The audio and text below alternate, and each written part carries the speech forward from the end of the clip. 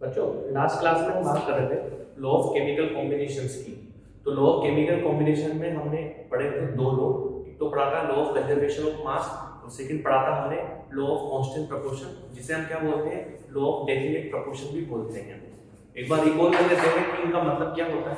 Law of conservation of mass का मतलब होता है, ठीक है, कि किसी भी केमिकल रिएक्शंस के अंदर कोई भी रिएक्शन जो भी आपने पढ़ी है आज तक, जैसे कार्बन प्लस ऑक्सीजन मिलकर CO2 बनता है, हाइड्रोजन प्लस ऑक्सीजन मिलकर वाटर बनता है, इस टाइप की जितनी भी केमिकल रिएक्शन होगी वो उनके अंदर क्या होता है, मास ऑलवेज क्या होता है, कंजर्व होता है। मास क्या होता है, हमेशा कंजर्व होता है। मास can neither be created nor be destroy. कहने का मतलब यही होता है, मतलब किसी भी रिएक्शन के अंदर जैसे हम रिएक्टेंट का मास और प्रोडक्ट का मास हमेशा क्या होता है, इक्वल होना चाहिए। अगर रिएक्टेंट की साइड पे मान लो 100 ग्राम आ रहा है तो प्रोडक्ट की साइड पे भी 100 ग्राम आएगा। अगर प्रोडक्ट की साइड में बच्चों 100 ग्राम नहीं आ रहा है तो ये मान के चले कि आपको मास रिएक्शन क्या है, कंप्लीटली सेटिस्फाई नहीं है। तो इसको मतलब रिएक्शन क्या है, सिंपल लैंग्वेज में बात करें, रिएक्शन बैलेंस नहीं है। तो रिएक्शन को बैलेंस करने का तरीका हम आज पढ़ेंगे। रिएक्शन के बैलेंस करने के क्या क्या तरीके हो सकते हैं, राइट डाउन भी करेंगे। This is a theoretical part, ठीक है। तो let's start the balancing of the chemical reactions, जो हम लास्ट क्लास में पढ़ रहे थे। तो देख लेते हैं केमिकल रिएक्शन। तो पहले बात करते हैं unbalanced chemical reaction. Unbalanced chemical, क्योंकि दोनों ही पढ़ने हमको बैलेंस्ड अनबैलेंस्ड के ऊपर, बैलेंस के ऊपर। अनबैलेंस्ड केमिकल रिएक्शन को हम एक और नाम दिया जाता है केमिस्ट्री में स्केलेटल इक्वेशन। स्केलेटल, ठीक है। अनबैलेंस्ड केमिकल रिएक्शन को हम स्केलेटल इक्वेशन भी बोलते हैं। होता क्या है इसमें, तो ये हमारा टॉपिक होता है, स्टार्ट देखते हैं। The number of atom of different element, the number of atom of different element, different elements on the both side of on the both side of reaction, on the both side of the equation is called unbalanced or skeletal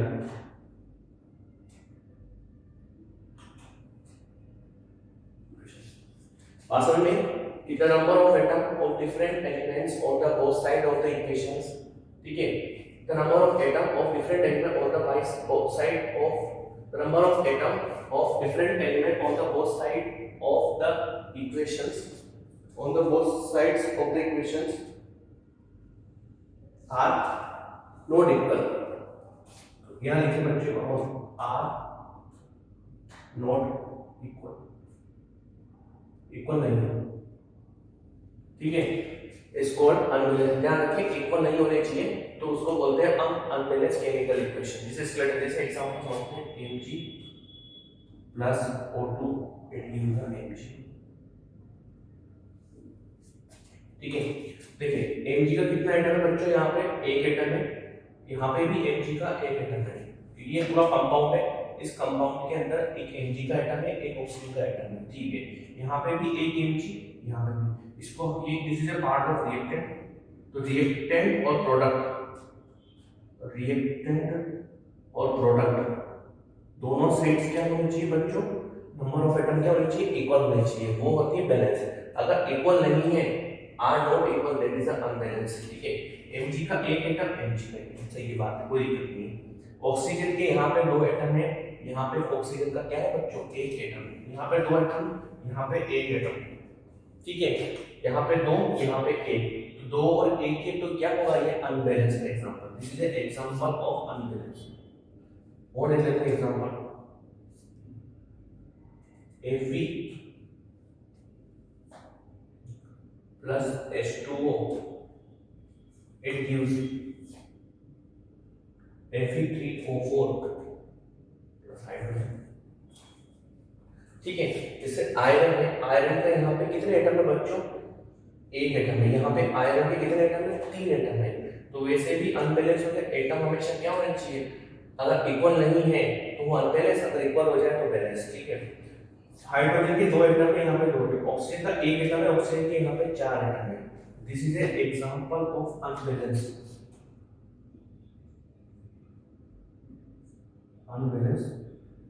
chemical equation. ठीक है बच्चों, this is an unbalance chemical. और ले सकते हैं तीसरा एक और एग्जांपल, ताकि आपको प्रैक्टिस हो जाए। जैसे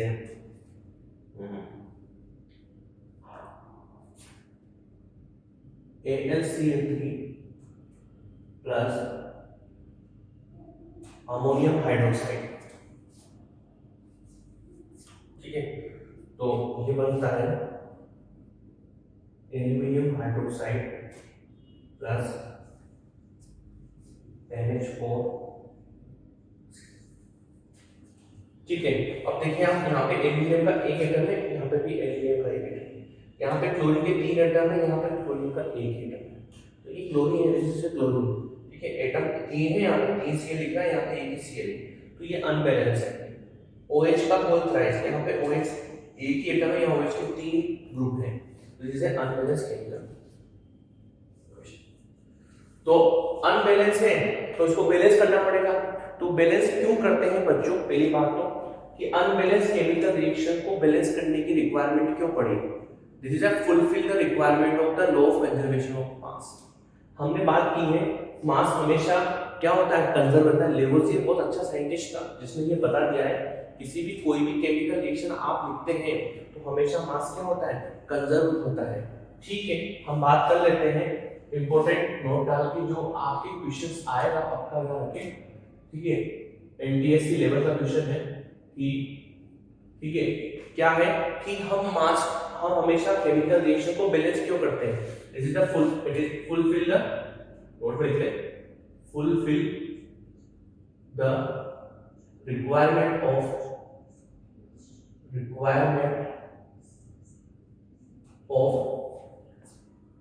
law of conservation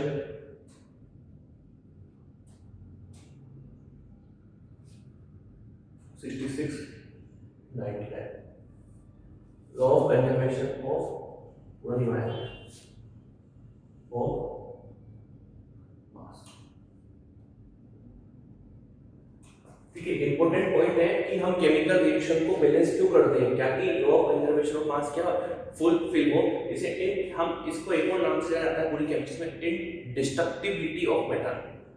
इनडिस्ट्रक्टिबिलिटी of matter भी बोलते हैं law of conservation of mass को, जो लेवोजियर ने दिया था इन 1774। इसलिए हम बैलेंस करते हैं। तो अब बात करते हैं बैलेंस इक्वेशन की।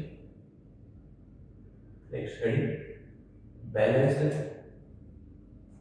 Chemical equation. इसके कुछ रूल हैं जो हम लिखेंगे, तो रूल का यूज भी करेंगे लेकिन कम यूज करेंगे, लेकिन रूल जरूर लिखेंगे। हम डायरेक्ट ओरली करने की कोशिश करेंगे। बैलेंस केमिकल रिएक्शंस क्या होता है, ये डेफिनेशन है। डेफिनेशन है the number of atom of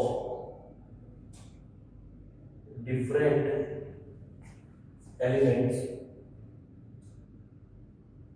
the number of atoms of different elements on the both sides of the equation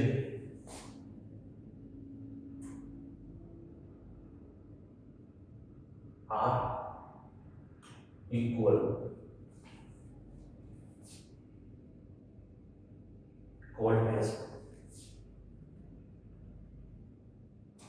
balance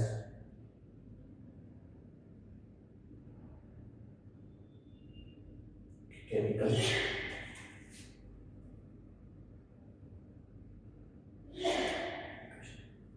ध्यान रखिए बच्चों कि दोनों साइड्स नंबर ऑफ एटम क्या होनी चाहिए, इक्वल होनी चाहिए, वो होती है बैलेंस। जैसे कि एग्जांपल देख लेते हैं, एग्जांपल को बाद में समझेंगे, पहले इसकी कुछ स्टेप्स होती है।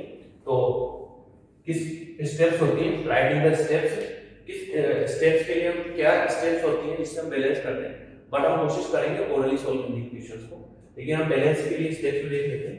ठीक है, स्टेप नंबर 1 लिख लेते हैं, some steps should be followed, कुछ ना कुछ स्टेप्स होती है जो हम फॉलो करते हैं।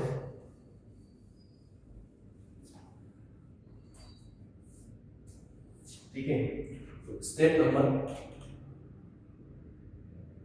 1 क्या होती है, step number 1 right the chemical equation in the form of a word equation. तो स्टेप नंबर 1 क्या होती है, राइट द केमिकल इक्वेशन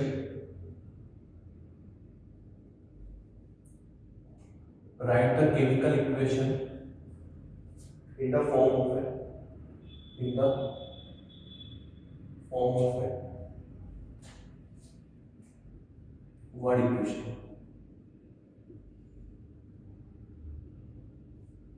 ठीक है, step number 2 convert the word equation into the simple equation. लिख लेते हैं, फिर एक एक चीज को समझेंगे।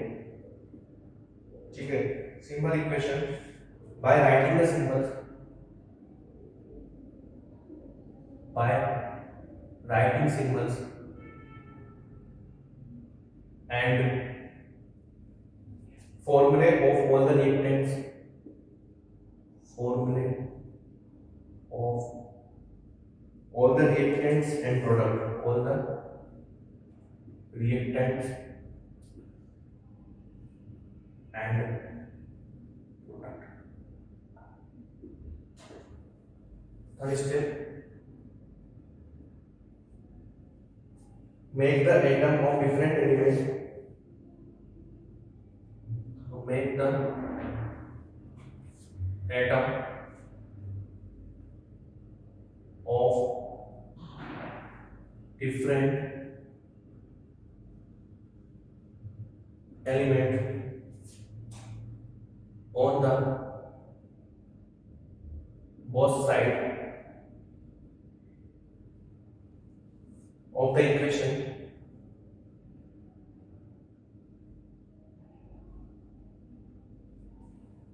by suitable method, by suitable method।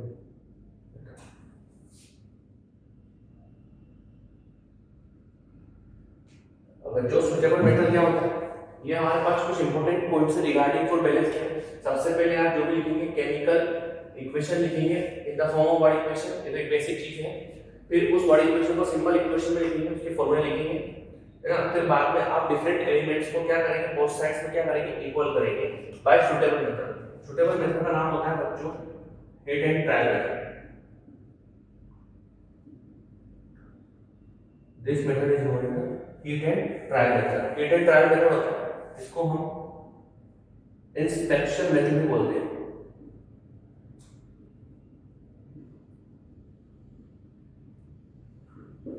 ठीक है, इसको इंस्पेक्शन मेथड भी बोलते हैं। ठीक है,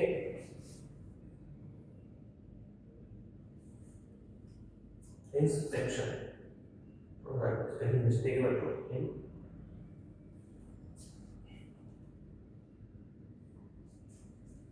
इंस्पेक्शन मेथड। ठीक है, और ट्रायल एंड एरर मेथड होते हैं, वो नाम होता है इसका ट्रायल एंड एरर। ठीक है, इससे ट्रायल एंड एरर मेथड। ठीक है, ये तीनों नाम एक ही है, बाय सुटेबल मेथड है। इसका यूज कैसे करेंगे, हमको डायरेक्ट यूज करना है बच्चों, हम ज्यादा लंबा चौड़ा काम नहीं करेंगे। ठीक है, इसका सिंपल सा कंसेप्ट है, हीटिंग टर्मिनल में होता है first start balancing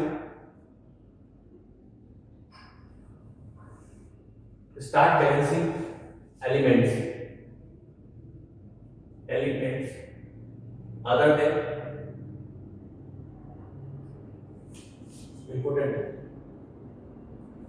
start balancing elements other than hydrogen and oxygen. Second, start balance अगर आप ऑक्सीजन करना चाहें तो ऑक्सीजन को बैलेंस कर सकते हैं और हाइड्रोजन को बैलेंस करना चाहें तो हाइड्रोजन कर सकते हैं ऑक्सीजन। थर्ड बैलेंस हाइड्रोजन, ठीक है। अगर ऑक्सीजन करना चाहे पहले सेकंड स्टेप में ऑक्सीजन कर ले या हाइड्रोजन कर ले, उससे कोई फर्क नहीं पड़ेगा। तो एग्जांपल से समझते हैं और एग्जांपल देखेंगे, 3 से 4 एग्जांपल पढ़ेंगे ताकि आपको क्लियर हो जाए। फर्स्ट एग्जांपल सबसे basic Mg plus O2 Mg, ठीक है। देखिए एलिमेंट को बैलेंस करना है अदर देन ऑक्सीजन। ऑक्सीजन के अलावा सबसे पहले हम मैग्नीशियम को बैलेंस करेंगे। यहाँ पे मैग्नीशियम का एक एटम है, यहाँ पे भी मैग्नीशियम का एक एटम है, तो दोनों सेट मैग्नीशियम के एटम के बराबर है, तो इसको छेड़ेंगे नहीं, एटम बराबर है बैलेंस। ऑक्सीजन का यहाँ पे एटम कितना है, यहाँ पे 2 एटम है बच्चों, यहाँ पे एक एटम है, तो यहाँ भी 2 हो जाए या यहाँ 1 हो जाए, एक ही बात है। तो दोनों कंडीशन है हमारे पास कि यहाँ पे मैं 1 कर दूं, यहाँ पे मैं 2 कर दूं। तो क्या करेंगे, या तो किसी न किसी चीज से मल्टीप्लाई करना पड़ेगा, ठीक है। तो हम क्या करें, इसको 2 है इसको 1 कर दें, तो 1 करने के लिए मैं इसके आगे आता क्या लगाता हूं 1/2 लगाऊं। देखिए मैं थोड़ी बहुत आप लोगों को आती है कि 1/2 * 2 समझते हैं। 1/2 * 2 कितना होता है बच्चों, 1 होता है। ये 1/2 आधा ऑक्सीजन का एटम, कि यहाँ ऑक्सीजन के कितने एटम है, 2 एटम है बच्चों, तो 2 का मैंने आधा ले लिया। सर थोड़ा सा समझते हैं, लॉजिक समझते हैं और डिस्कस। अगर बेस में 1/2 को 0.5 नहीं लिखना है, पहले बात तो 1/2 को 0.5 नहीं लिखना है, हमेशा 1/2 की फॉर्म फ्रैक्शन नहीं लिखना है, आपको रेशनल में लिखना है, ठीक है। 1/2 लिखे, सर कि 0.5 लिख देते हैं अलग अलग। अब क्या करेंगे सर, 2 मुझे समझ नहीं आ रहा, एक काम ये भी कर सकते हैं कि इसको ये भी बैलेंस है, इससे बैलेंस है। दूसरा इसी को एक पार्ट रखते हैं और Mg plus O2 reduce the Mg।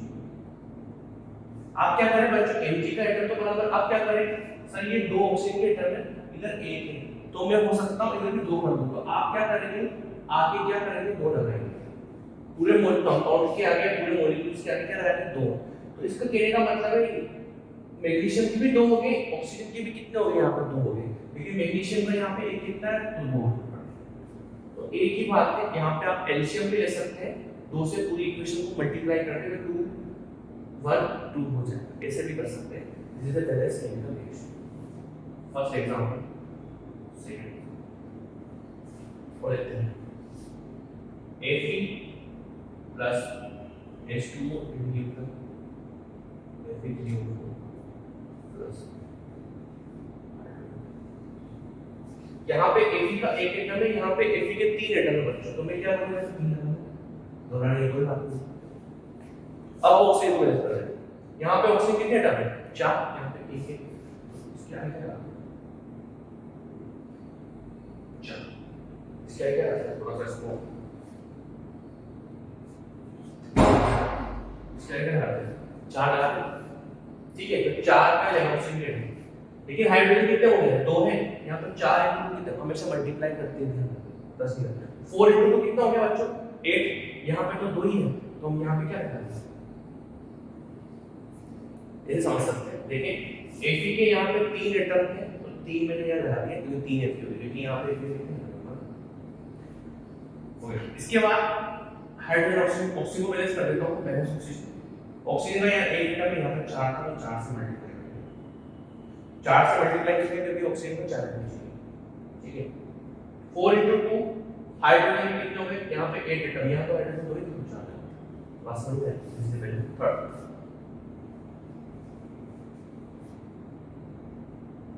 AlCl3 plus NH4 का OH, बहुत अच्छी रिएक्शन। तो आप होने की कोशिश करने की शुरू करो, ठीक है, दोनों साइड नंबर ऑफ एटम बराबर होना चाहिए, क्या बनेगा NH4Cl प्लस एल्यूमिनियम हाइड्रोक्साइड।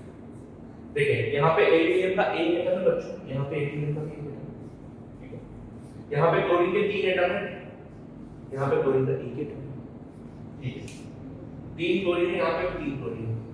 तो पहले अमोनिया का, पहले आप इस एलिमेंट को बैलेंस करें, क्लोरीन 3 था, 3 क्लोरीन का, ओके 3 पूरे। तो लेकिन अमोनिया आयन कितना हो गया, NH4 कितना हो गया, 3, अब हाइड्रोक्साइड 3 हो गया। Is the balance bigger? और देखते हैं रिएक्शंस और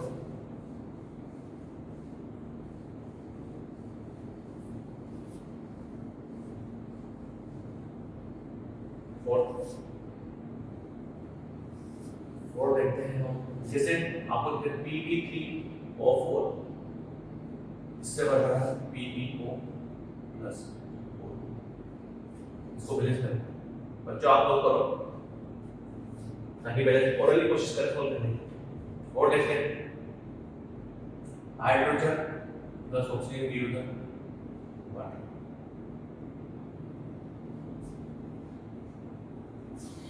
और देखते हैं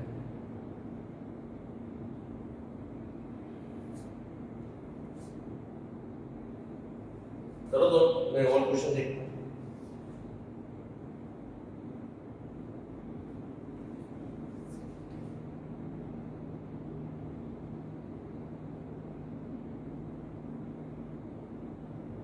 ताकि आप लोग का आसान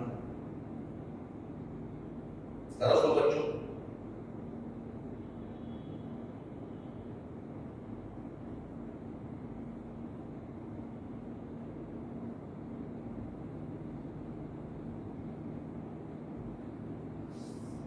ये वाला देखते हैं AN plus H2SO4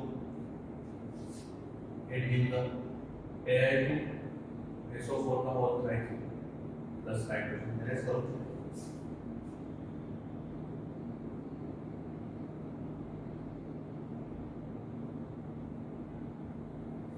seven calcium carbonate plus HCl it gives the calcium chloride plus H2O plus CO balance करें।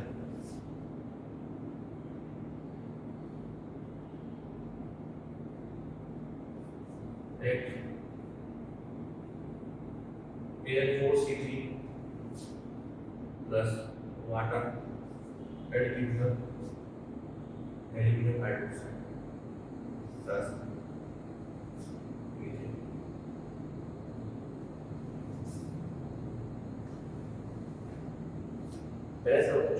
देखो Pb3O4 है, यहाँ पे Pb के 3 एटम है, यहाँ पे Pb का 1 है,